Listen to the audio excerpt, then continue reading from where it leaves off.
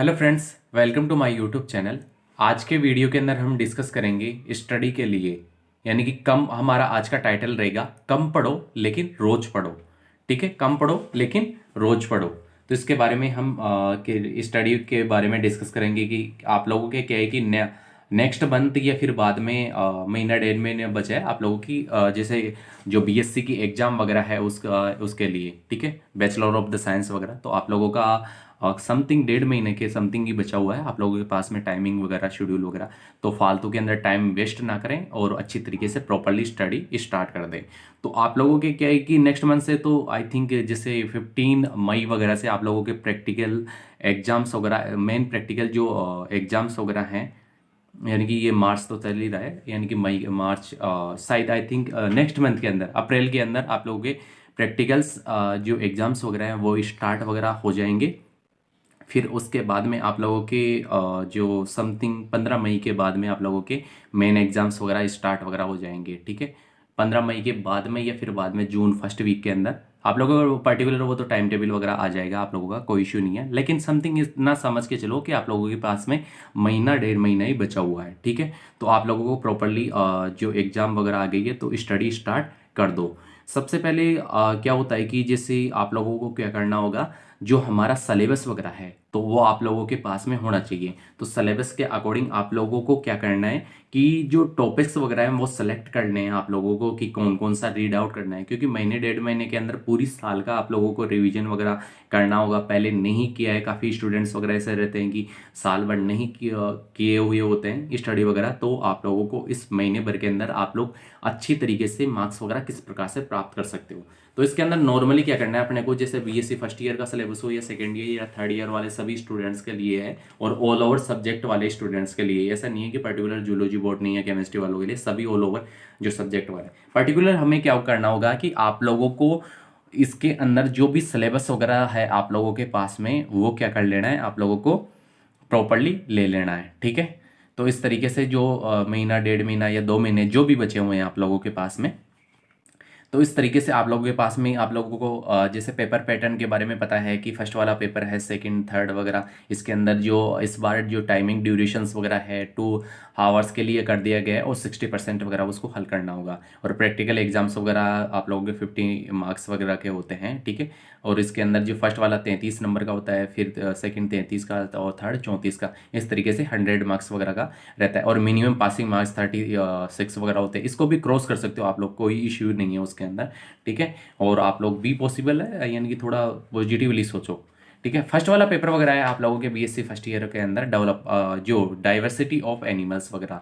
ठीक है, उद्योग विकास वाला जो भी पार्ट वगैरह है आप लोगों के, इसके अंदर जैसे टॉपिक्स वगैरह आप लोगों को क्या करना है, वीकली टॉपिक बनाओ। ठीक है, एक वीक के अंदर की सफिशिएंट आप लोगों को क्या करना है, यानी कि बायोसिस्टमेटिक एंड टेक्सोनोमी वाला पार्ट वगैरह ये पूरा कंप्लीट करना है आप लोगों को। इतना सोच के रखो, फर्स्ट पॉइंट, सेकंड और थर्ड और फोर्थ वाला। अगर आप लोगों के पास में ऐसे मान लो कि नोट्स वगैरह अवेलेबल नहीं भी है, तो अगर किसी के पास नोट्स अवेलेबल हैं तो आप लोग क्या करना है, जो सोल्व पेपर्स आते हैं वो 5 ईयर्स के या 10 ईयर्स के सोल्व पेपर्स वगैरह वो आप लोग यूज में ले सकते हो। ठीक है, तो सोल्व पेपर्स वगैरह आप लोग यूज के अंदर ले सकते हो ये वाले।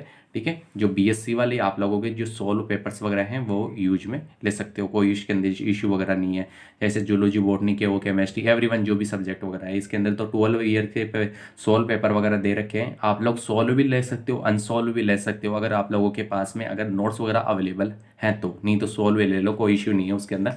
ठीक है, इसके बाद में इसके अंदर से क्वेश्चंस वगैरह देख लो और सिलेबस के अकॉर्डिंग, और फिर बाद में आप लोगों को क्या करना है, ये फर्स्ट वीक के अंदर ये आप लोगों ने रिवाइज कर लिया। ठीक है, रीड आउट कर लिए, इसके अंदर से क्वेश्चंस वगैरह देख लिए किस प्रकार से बन रहे हैं।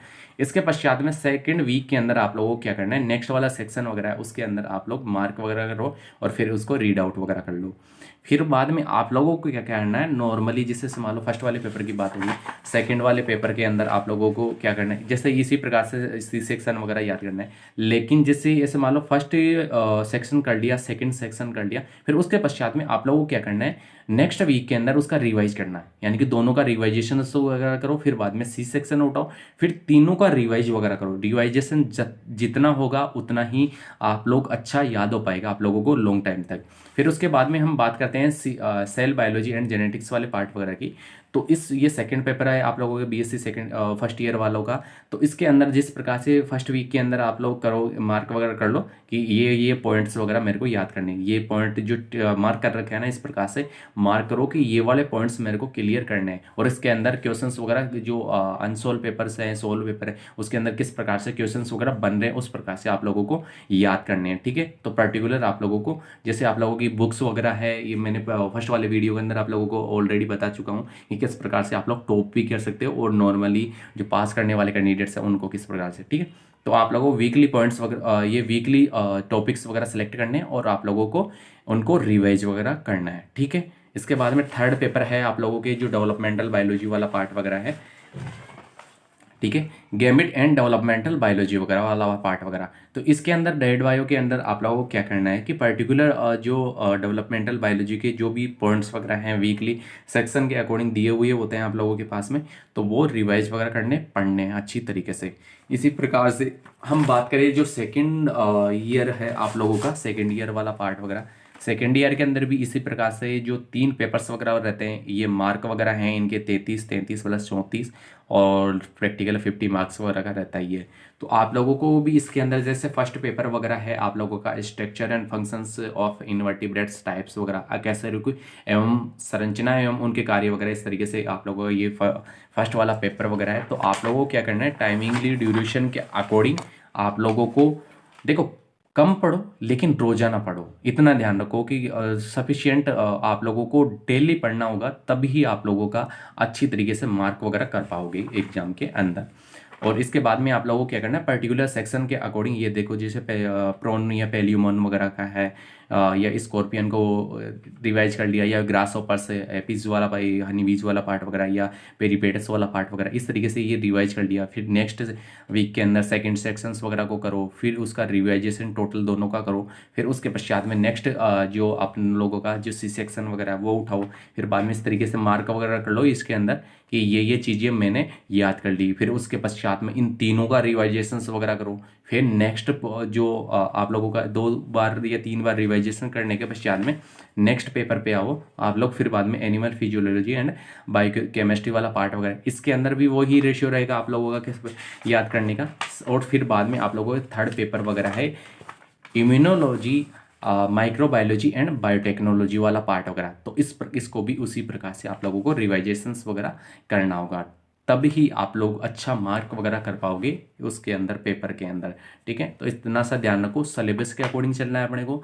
और क्वेश्चंस देख लो आप लोग उसके अंदर ये जो सोल्व या अनसोल्व पेपर वगैरह हैं, और उसके अकॉर्डिंग आप लोग बुक्स की सहायता ले सकते हो। माध्यम कोई सा भी हो सकता है, आप लोग बुक्स ले लो या फिर बाद में सोल्व पेपर्स ले लो या नोट्स वगैरह ले लो, या फिर बाद में आप लोगों के क्लास के जो नोट्स वगैरह लिखाए हुए होते हैं कॉलेज के अंदर, इंस्टीट्यूट के अंदर या कोचिंग्स वगैरह के अंदर, तो वो सारी चीज़ें आप लोग मैटर ले सकते हो।